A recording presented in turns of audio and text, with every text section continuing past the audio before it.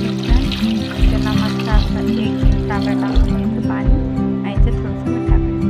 इथं आपण मीठ टाकूया आणि त्याला उकळूया. त्यांचे बारीक घेतले अद्रक लसूण आणि जे आपण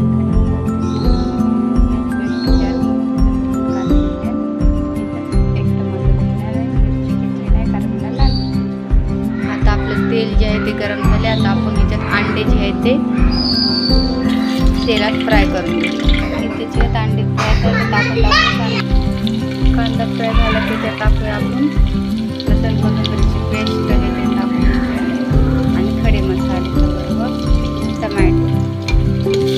तर सर्व जे आपले मसाले आहेत त्याला मस्त असं मिक्स करूया आणि 2 मिनिटं करून त्यात आपण टाकून घ्या थोडंसं मॅगी मसाला, थोडीशी लाल, थोडासा घरगुती काळा मसाला. त्याच्यात सर्व मसाले टाकले तर टाकूया चवीनुसार मीठ, बिर्याणी मसाला.